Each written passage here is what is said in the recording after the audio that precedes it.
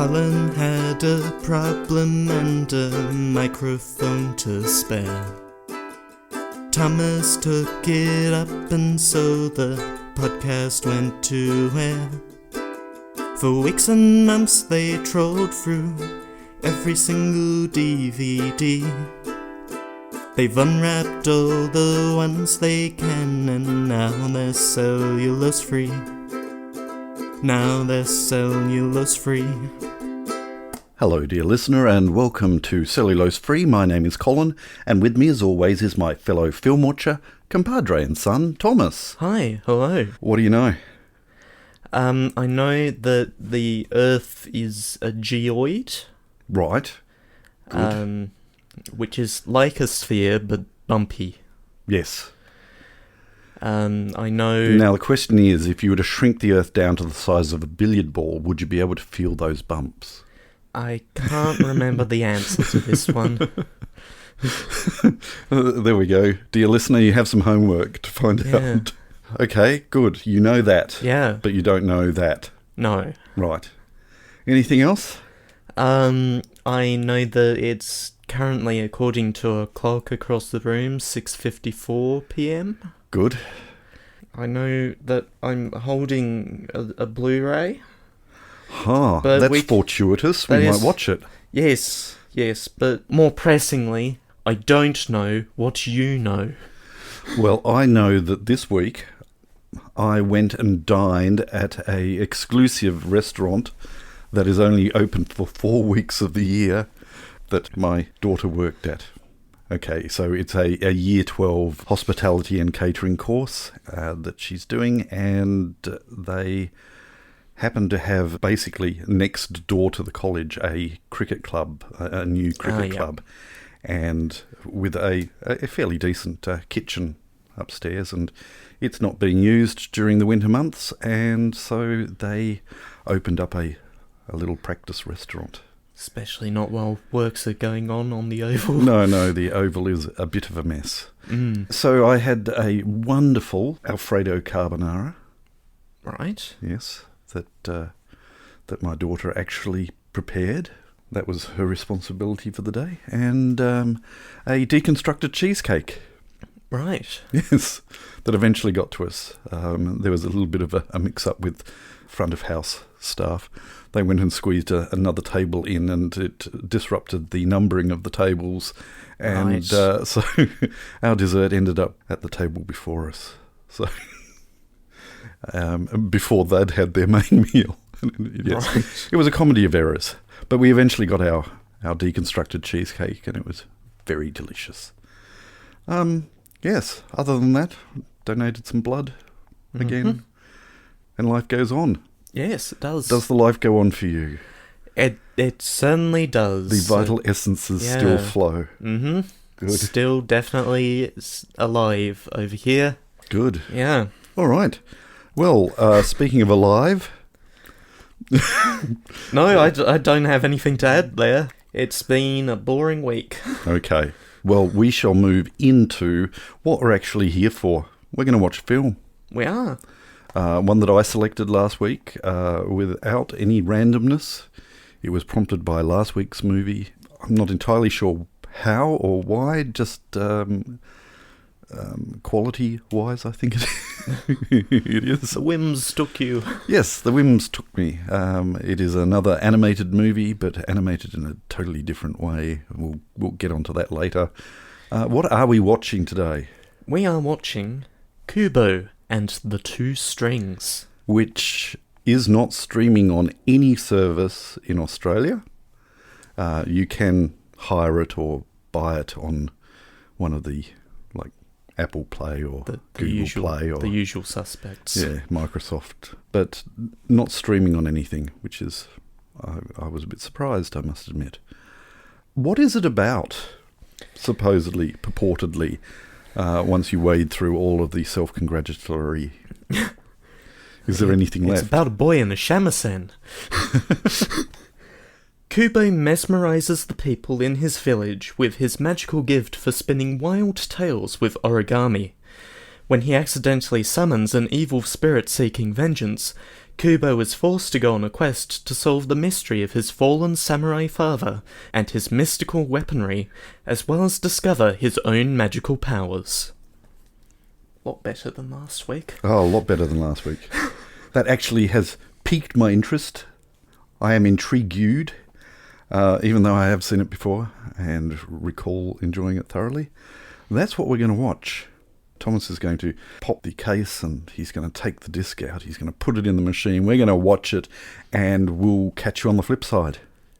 Turn to string 2? String 2. How did I know you were going to say that? Yeah. Turn to side B. Just flip over the record, or just turn over the 8-track. Yeah. Oh dear.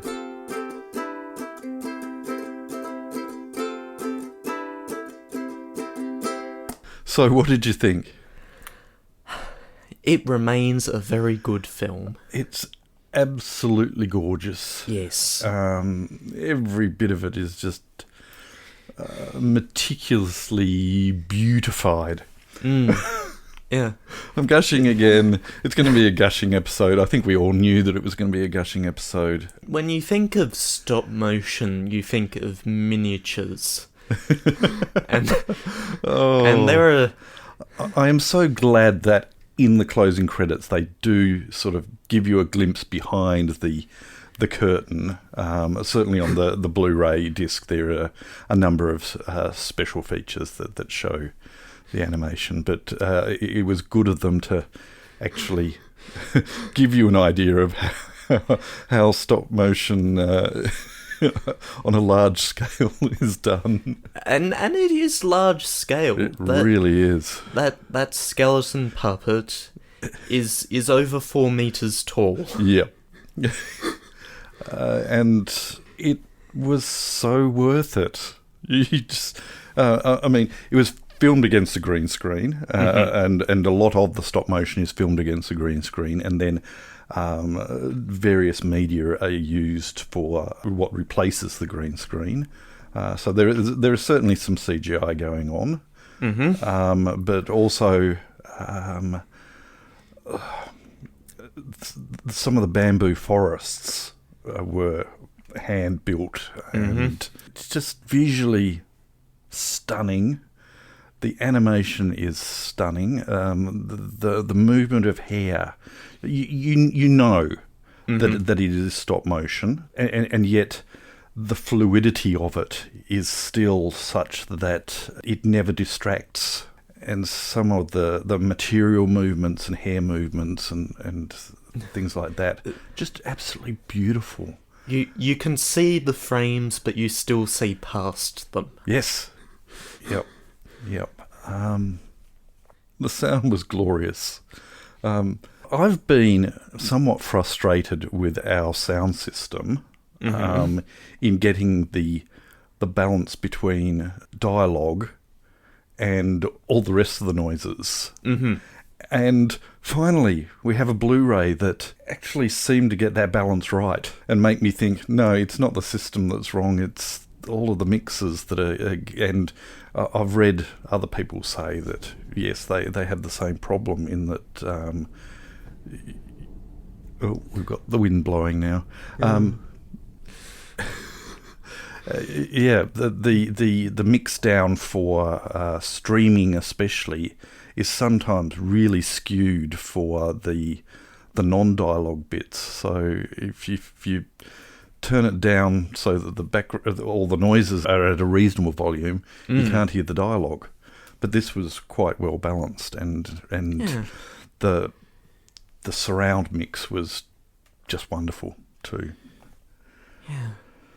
It's just very good. It's just a very good film.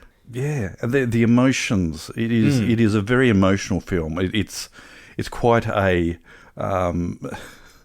It was last week's film that prompted this, and I still cannot see the connection other than it was animation done extremely well and storytelling done well. But whereas last week was very close to over the top, comedic, this was just such a mix of emotions, and it's a very sad story. It is, yeah. And yet it is told in such a way that you feel that it's a story worth the telling. Yeah. And not without its comedic elements. To be able to write a script that allows you to get George Takei to say, "Oh, bye," and it fit entirely with the... and not feeling like the scene was written so that he could say that. No, it just added to the wonder of it. Let's talk about the company. Okay. Let's talk about Leica. Okay, let's talk about Leica. So, they started out by producing Corpse Bride. Yes. Back in 2005. Tim Burton directed. Yep. And contract work, basically. Yep. And went on to make a couple of television series, and then Coraline. Yes. Coraline in 2009. And their first 4 films, Coraline, Paranorman, The Box Trolls, which I haven't seen and we don't have and is not on the streaming service. Mm-hmm. So, very helpful. All at budgets of 60 million. Right. Each. Yep. And progressively, they've been making less and less money off of them, which is sad. Yep. And then The Missing Link, which I haven't seen, but we do have. Oh, you haven't seen that? I haven't, no. Oh, okay. Was more expensive and a flop at the box office. Yep. So that's all very sad. They are still making films, regardless, but how long that can go on for, I don't know. I don't know, and it would be very sad if we lost this company, because they're good at what they do. Yes, yep. Animation and animation techniques have certainly taken a hammering from the... I won't say relative ease, because I still very much respect and admire the skills and art of computer animation, but it's different difficulties, yeah. But it's decimated the 2D traditional hand-drawn animation. I mean, even Studio Ghibli have made an ill-advised 3D film. Yeah, which I have not seen, so No. I cannot judge. But it from what I've heard, it is a very different and it does not feel like a Ghibli film. But I will not take that any further, because, as I say, I haven't seen it. But yes, for one of the last strong holdouts, studio-wise, to also to see Disney abandon what they're absolutely famous for. So stop motion. You've still got Aardman, but they have also leaned heavily into computer animation as well, I believe.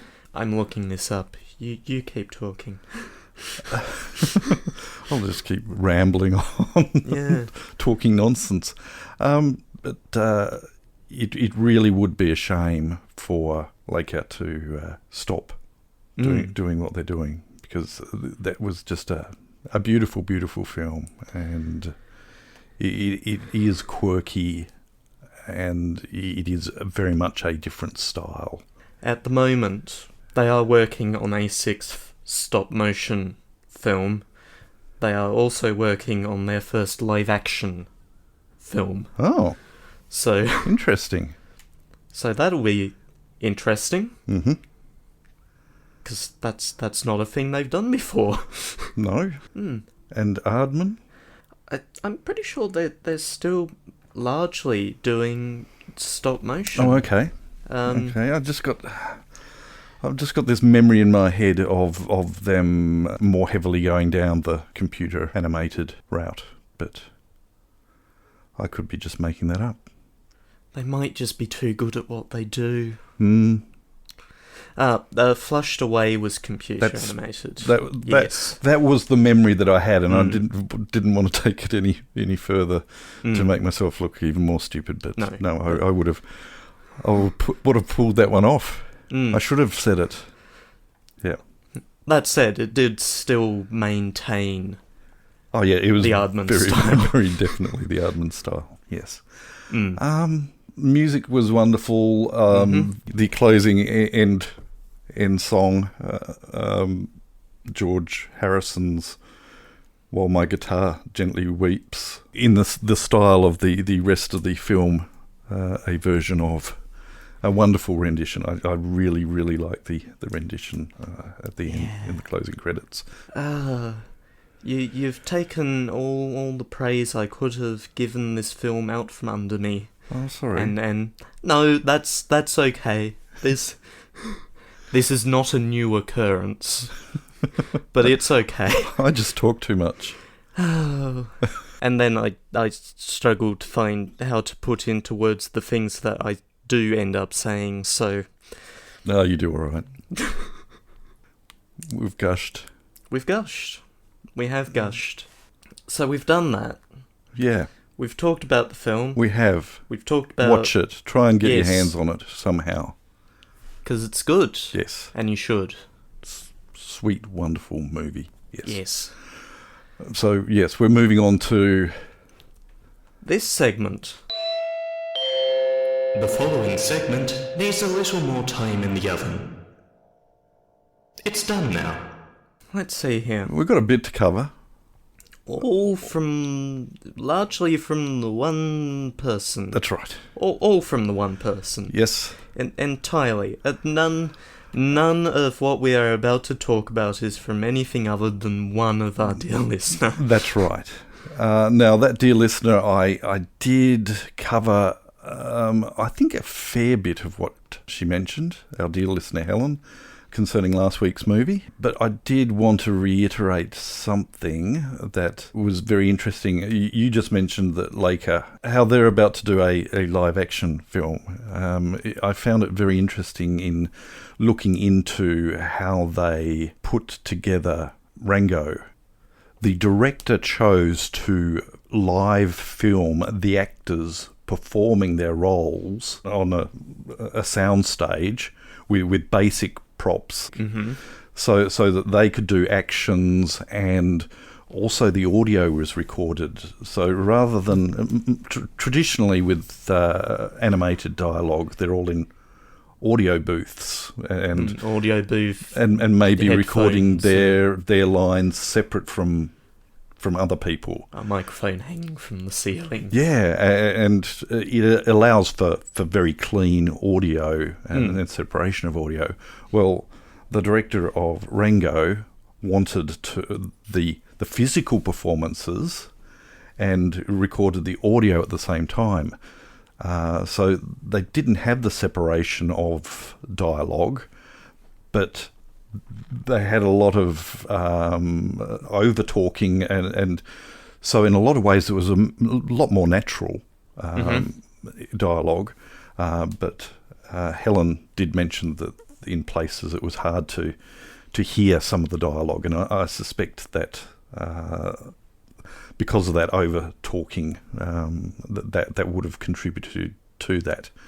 The other thing is that there was a lot of dialogue that was rapidly fired out that was more adult in nature. Just slip that by. Yeah, let's just slip that by. And they included in the final movie. And yes, but the other advantage of filming that way is that the animators, they didn't do what's called rotoscoping, track or motion capture. They didn't do any of that, but they had something to base movements on. So the animators had a lot more to work with, but also as far as mouth movements, they would go back to traditional techniques of standing in front of the mirror and mouthing words and going through their catalogue of mouth movements that they could plug into the computer and do. Yes, so the article that I linked on Facebook is well worth a look, but I'll include it in the show notes as well.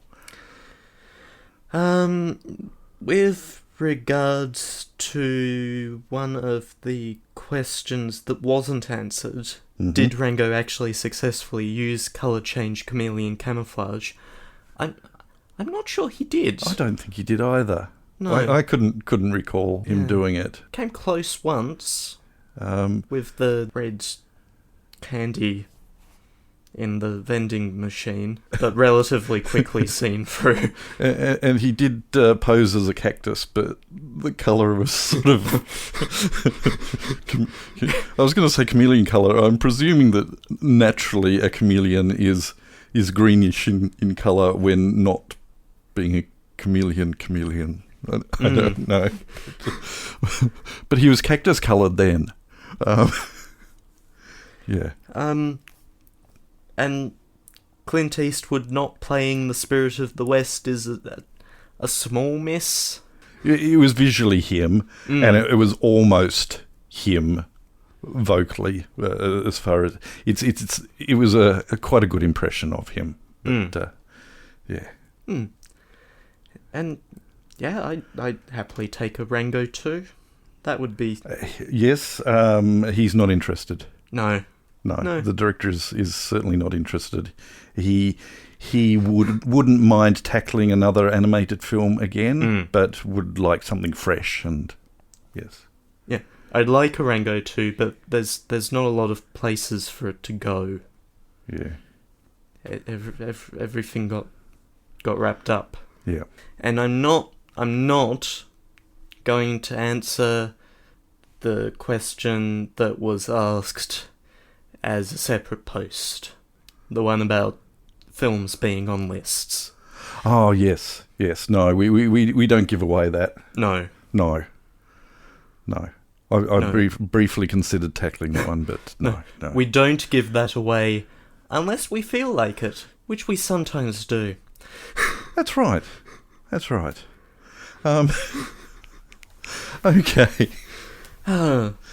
All right, well, let's move on then. Pick a film for next week so we can go to bed. It's your turn. It is my turn, and I'm going to do something probably actually fairly predictable given where conversation went. Yes, okay. During our film discussion. Uh-huh. I am going to pick The Missing Link. Okay. Because I've not seen it. I feel like I've let you down. Oh, sorry. Missing Link. Not just Missing Link. Okay. So it's like some people call it the Star Wars, which is completely wrong. And much like last week, when I said that the back hadn't been scanned and as such the back had not been transcribed, the back has not been scanned and as such has not been transcribed. I'll have to do something about that. And so I'm gonna find something shorter. Race up the hallway and get the DVD. I'm tempted. Yeah. Missing Link. You are the missing link. Goodbye. Starring Hugh Jackman, David Williams, and Stephen Fry. And I do have a shorter description. Excellent. Mr. Link recruits explorer Sir Lionel Frost to help find his long-lost relatives in the fabled valley of Shangri-La. Along with adventurer Adelina Fortnight, this trio of explorers travel the world to help their new friend. Oh, good grief. I confess I don't have a great recollection of this film. Right. Sorry, that description does not match the recollection that I have of this film. Yes. Okay, so that's what we're watching next week. It sure is. Missing Link, without the "the". Mm-hmm. We're watching Missing Link. I don't know whether it's on any streaming services. I just had Just Watch. You did just have Just Watch open. No, I don't need to do that. I can just go there. Yeah, just go there. Just go there. Just bring up the I can go apps my that are own already... way. Go your own way. That's the one. No, it's not in Australia, no. Okay. Right, that's next week. Next week. Yep. Lakers. Missing Link. Missing Link. We hope that you can join us. But until then, we'll catch you next time. Bye. You have been listening to Cellulose Free. Your hosts were Colin, who produces and edits the show, and Thomas, who makes the artwork and music. Cellulose Free is recorded in the Deranged Cat Studios in scenic Tasmania, Australia. We keep track of our extensive physical media collection through My Movies, which we highly recommend. You can find links to that, as well as other places you can find us, in the show notes. Cellulose Free is a Hi Hello production.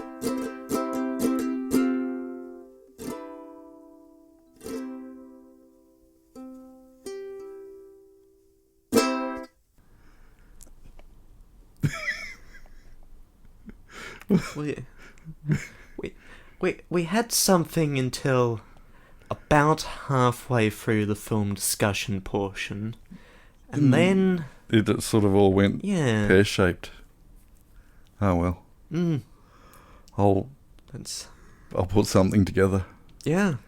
There's enough words. Yep. I can just cut a word here and cut a word there, and Franken quoting. yeah. Oh, blah, I do it all the time. blah, blah. Yeah. The things that I make you say. It's just Ah. Yes. There was a particularly shocking one on Australian Survivor one time, where they do their interviews in various locations, and they try to keep each player to the same location so that they can Franken quote, Yeah. if they so need. But one time, we are talking to this one player, and the players all have coloured buffs that represent their tribes. And we're talking to them, we cut to another shot while we're talking to them to show B-roll, whatever, Yep. and we cut back and they're wearing a different buff. Which means, one, they've Franken quoted badly, Yes. and two, some sort of tribe swap or merge is coming up. Oh, that's really bad. Yeah, it is. Did it have a lot of conversation on the interwebs? Oh, I can't remember. It was a while ago. Right.